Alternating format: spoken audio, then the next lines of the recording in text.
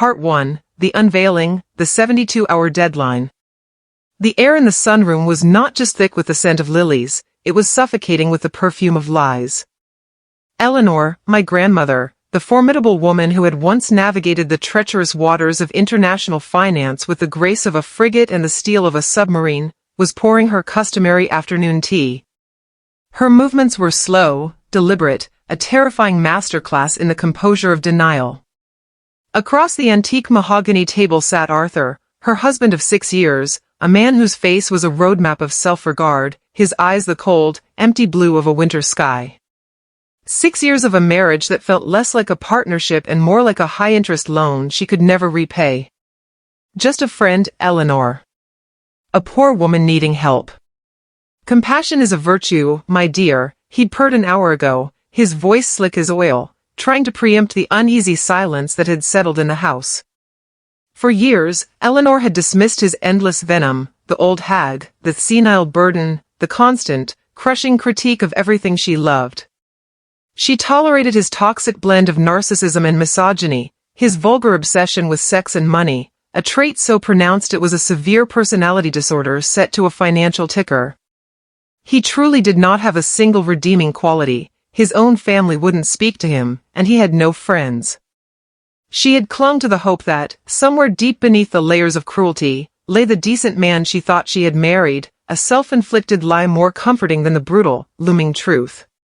But the truth, when it arrived, was a tactical nuclear strike. I was the one who found the phone, hidden under a stack of irrelevant magazines. My discovery of the texts was a descent into a digital hell, hundreds of exchanges with Serafina, a woman 20 years his junior, a convicted con artist with a smile that could melt bank accounts. Nude photos, declarations of a love meant for the ages, and the sickening, repeated promise, I'm divorcing that crazy old witch to be with you, my Serafina. He was sending her over $30,000 a year, funding her daughter's college tuition, and had purchased her a luxury condo in the heart of Florida. The betrayal wasn't just physical, it was a systemic demolition of Eleanor's reality. While he sat across from my grandmother, professing his undying love and swearing she was his only one, he'd immediately run upstairs to text Serafina that Eleanor was insane and he was leaving her. He even mocked Eleanor with this woman, sharing sickeningly private details. But the revelation that turned the emotional wound into a gaping, mortal threat was found in an obscure text, a digital whisper about closing the deal before Friday. That single phrase sent a spike of cold dread through me.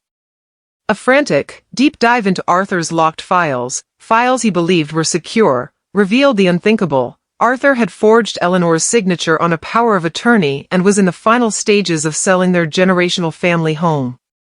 This wasn't just a house, it was the bedrock of Eleanor's life, inherited from her first, beloved husband, my late grandfather. The buyer was a shell corporation linked directly to Serafina. The transfer was set to be finalized in exactly 72 hours. The gravity of the situation hit us like a physical blow. Arthur wasn't just cheating, he was executing a massive financial heist, planning to vanish with Serafina and every liquid cent they could steal. Eleanor had 72 hours to prove everything. This wasn't a messy divorce, it was a race against time, a high-stakes psychological war to save her legacy and her sanity.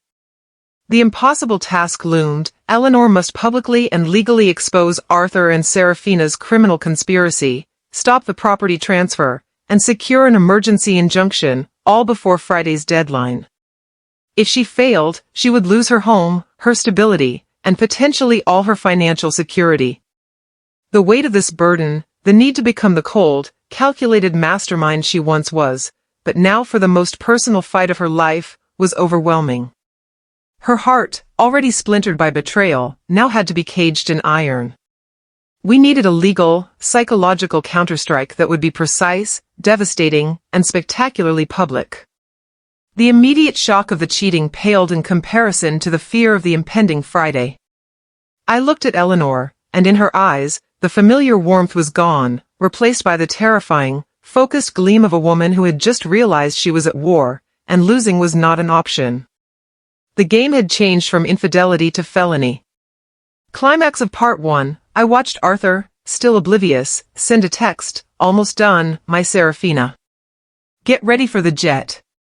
We'll toast to the old witch from 30,000 feet. Eleanor didn't flinch. She simply whispered one sentence that cut through the silence like a scalpel. Find me a forensic accountant, an attorney who specializes in organized crime, and a way to make his darkest secrets viral. The clock was ticking. 72 hours. Part 2, The Ghost in the Archives, The Stolen Legacy. The panic had to be caged. We couldn't afford hysteria. The sunroom, once a place of quiet reflection, had become our clandestine war room. The forgery was perfect, chillingly executed. The fake power of attorney gave Arthur full control to liquidate all assets, not just the house, but Eleanor's life savings. The sheer audacity of the betrayal fueled Eleanor's resolve, hardening her like diamond dust. He always talked about money and power. I should have known the narcissism was a symptom of something much larger, she murmured, her voice laced with self-reproach. Our immediate task, retrieve the original property deed and any correspondence regarding the sale. Arthur's home office was his sanctuary, a fortress of misplaced confidence. He was out, conducting his final, triumphant meeting with the Shell Corporation's representative. We had 2 hours. Eleanor and I, armed with lockpicks and a cold dread, breached the sanctity of his study. It was a descent into a hoarder's nightmare, a chaotic reflection of his twisted mind. Rude, angry, and laced with racist and sexist propaganda, his books and papers confirmed every vile trait we already knew. Hidden in a safe behind a framed, self-aggrandizing award, we found the key evidence. Not the deed, but a frantic email chain between Arthur and Serafina, referencing a shared goal that sent a new wave of horror through us. The subject line was chilling. Need the old man's details ASAP. The one who can't talk. Attached were snippets of the exact kind of documents he and Serafina were looking for, my dead grandfather's immigration papers.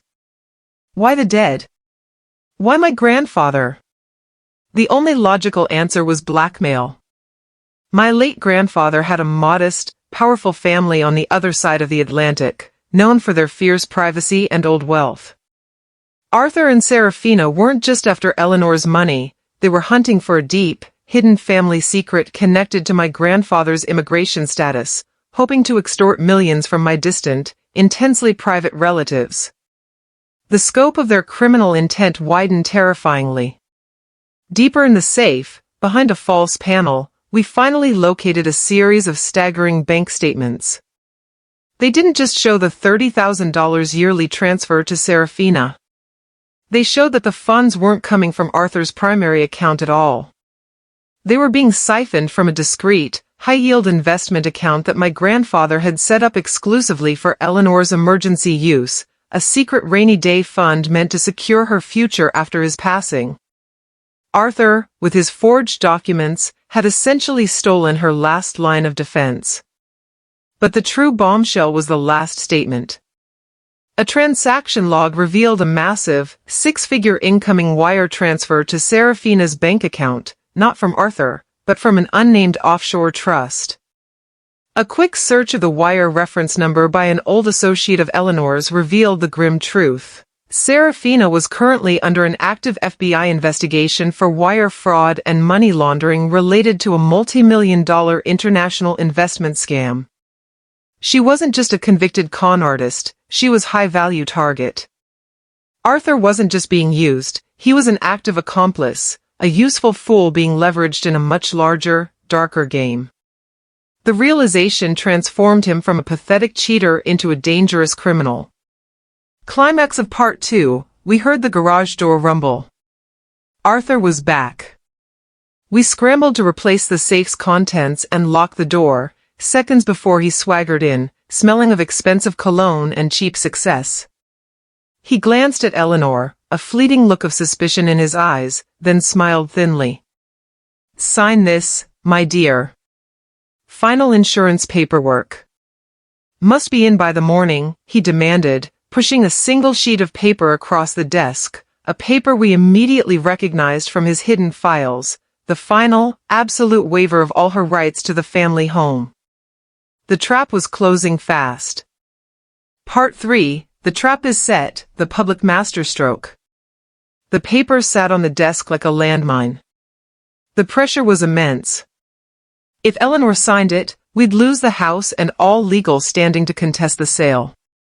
If she refused outright, Arthur would know we had found his files, triggering his immediate escape. Eleanor picked up the pen, her hand steady as a surgeon's. Then, she let it drop. Arthur, I'll sign it. But first, tell me about my father's legacy again. You always make it sound so grand. A masterful stall. Arthur, the consummate narcissist, couldn't resist talking about himself and his perceived superiority. He launched into a rambling, hour-long monologue about his financial brilliance, completely oblivious to the wiretap I had just affixed under the desk using the diversion. Eleanor's strategy solidified. The exposure had to be public, undeniable, and timed to the second. We were no longer seeking divorce, we were preparing for a criminal takedown. She reactivated her old network, a powerhouse lawyer specializing in white-collar crime, an FBI contact, and a tech forensics expert. The focus shifted from messing with him psychologically to ensuring he faces prison time for fraud. The lawyer confirmed the difficulty of the impossible task. Stopping the sale in 72 hours required more than text messages. It needed ironclad proof of forgery and a clear link between Arthur's actions and Serafina's known criminal history. Our wiretap of his study, the proof of Serafina's FBI case, and the email about my late grandfather's documents were the missing pieces. We had the evidence, now we needed the stage. Eleanor found the perfect setting, the annual Governor's Charity Gala, a high society event attended by Arthur's few remaining business contacts, major donors, and most importantly, the representatives of the title company handling the sale of the house. Arthur, obsessed with appearances, would never miss it. This was where the psychological blow would land, not in a quiet living room, but on a brightly lit, public stage. The invitation was subtle. Eleanor would suggest they attend, framing it as a final chance to show the town they were still united before her impending health trip, a lie designed to make him feel safe and in control. He accepted immediately, his ego soaring at the thought of appearing with his successful, if senile, wife. The truly provocative element was the introduction of Serafina. We knew Arthur would want her close, perhaps even at the event. Eleanor's lawyer planted a seemingly innocuous society item in a local gossip column, mentioning that Serafina, the rising star in Florida real estate, would be attending the gala as a guest of a major, anonymous benefactor.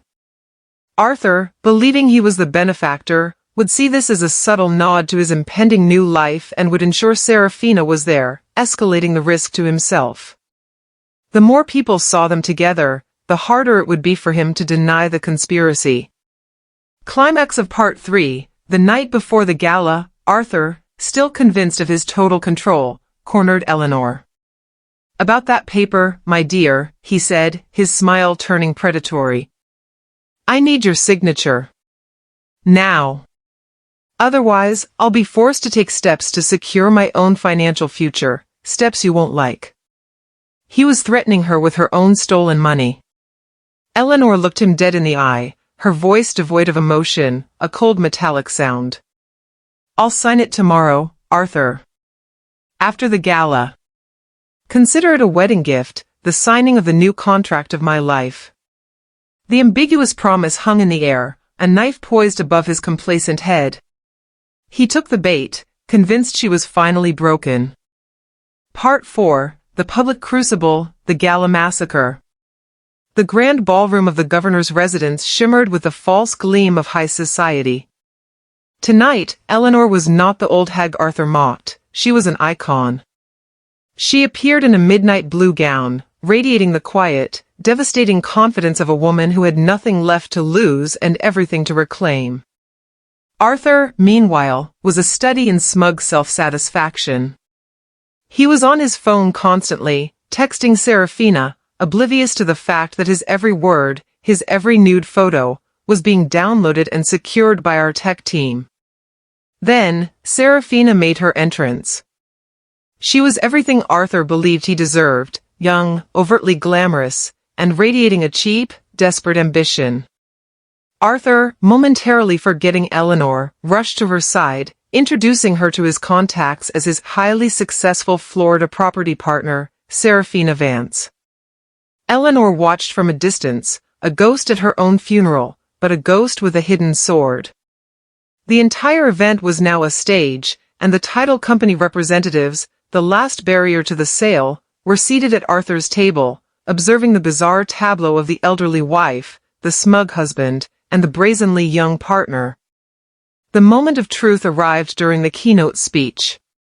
Arthur, utterly intoxicated by Serafina's public proximity, decided to make his final, spiteful strike. He stood up, interrupting the speaker, and raising his glass. To my dear wife, Eleanor. A wonderful woman who is, regrettably, starting to lose her grip on reality. But don't worry, friends, I'm securing her future. I always do. His words were a thinly veiled public declaration that Eleanor was crazy and couldn't manage her own affairs, exactly what he had been texting Serafina for months. The air froze. This was the moment for the psychological counterstrike. As Arthur raised his glass, I, positioned in the sound booth, activated the pre-programmed visual sequence. The massive projection screen, which was supposed to display the charity's mission, shuddered to life with a blinding flash of digital chaos. The entire ballroom gasped. First, a huge, high-resolution mugshot of Serafina Vance appeared, stamped with the words, "Convicted felon, grand theft, fraud." The description underneath detailed her previous conviction. Serafina let out a small, strangled shriek and tried to duck under the table. Then, the most damning proof. The screen split into 3 columns. Column 1 displayed Arthur's affectionate texts. "I'm divorcing that crazy old witch to be with you." Column 2 showed bank transfers totaling over $30,000 to Serafina. Column 3 showed a close-up of the forged signature on the power of attorney document for the house sale, with a forensic expert's overlay highlighting the differences. Arthur's face went from smug red to an absolute, terrifying white. The public humiliation was immediate, total, and irreversible. Climax of Part 4, Eleanor, seizing the microphone from the keynote speaker, walked toward the center of the stage.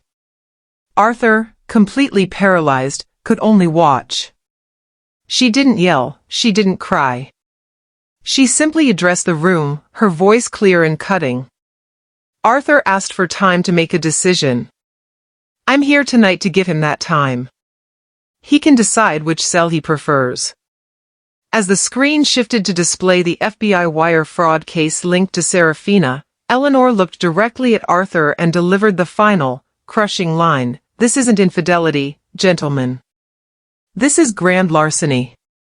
And the deal is now closed." Part 5, The Consequences, the Legal Avalanche. The ballroom instantly dissolved into pandemonium. Waiters dropped trays, guests scrambled, and the representatives from the title company rushed to their phones to halt the sale process. Arthur, his narcissist's mind unable to process the total, public destruction of his image, lunged toward the stage, his face a mask of impotent rage. But he didn't get 2 steps. 2 impeccably dressed men, who had been sitting calmly at a back table, rose and intercepted him. They weren't security, they were Eleanor's lawyer and a private investigator. "Mr. Arthur Vance, you are being served with an emergency injunction against the sale of 1445 Briarwood Drive. You are also being notified of a formal criminal complaint for forgery, wire fraud, and grand larceny," the lawyer stated, his voice ringing with legal authority. The public spectacle, orchestrated to perfection, had triggered the legal avalanche. Serafina, thinking only of escape, was already halfway out the door, blending into the frantic crowd. But my task was complete. The FBI contact, alerted by the wire fraud evidence we provided, was waiting. Serafina was apprehended in the parking lot, not for the adultery, but for the multi-million-dollar international investment scam they had been pursuing for months. Arthur's involvement as an accomplice was now undeniable. The immediate fallout was the realization of the immigration document plot. Under intense questioning from the authorities, Arthur, in a fit of self-pity, confessed that he and Serafina were looking up my dead grandpa's papers to find a leverage point, a vulnerability in the family of my late, respected grandfather, to extort additional cash after they liquidated Eleanor's assets.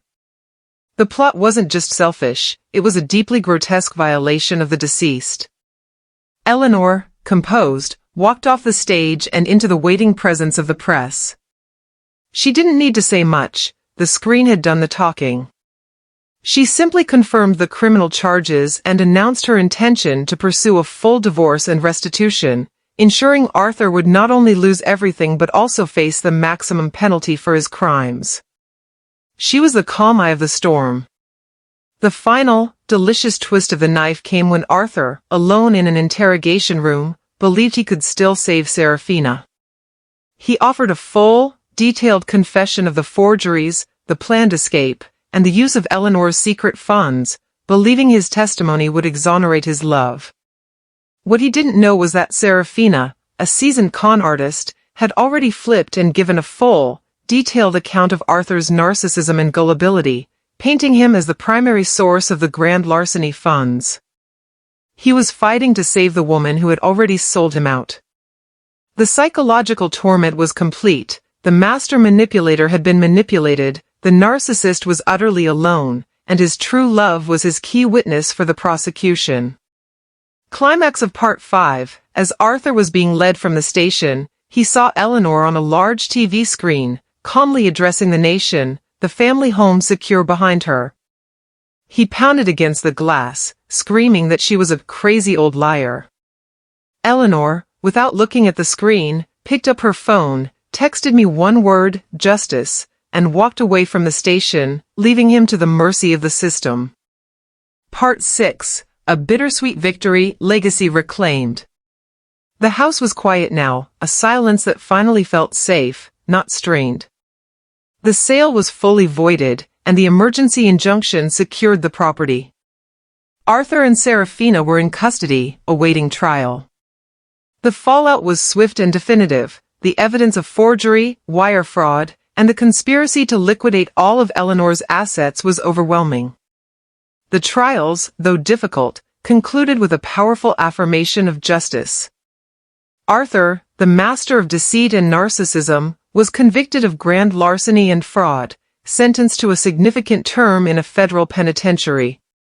His public shaming at the gala was a precursor to his complete legal dismantling. Serafina, due to her prior convictions and her pivotal role in the larger international scam, received an even heavier sentence, her plea deal invalidated by Arthur's own confession. The villains were punished, their elaborate, self-serving house of cards collapsed. Eleanor, the heroine, was vindicated, but not untouched. The betrayal was a deep scar. The victory was undeniably bittersweet. She had saved her home and her legacy, but the cost to her peace and her faith in humanity was immeasurable.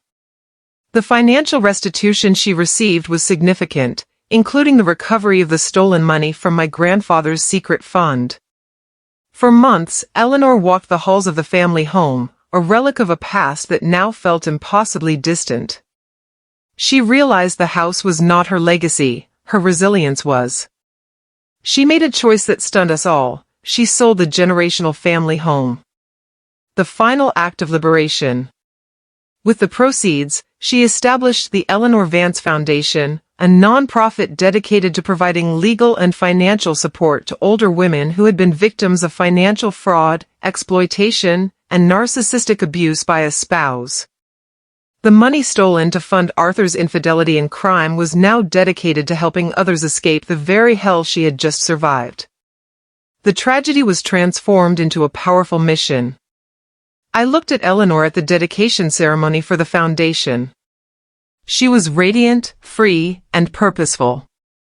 The terrifying gleam of the warrior in her eyes was replaced by the serene glow of the architect.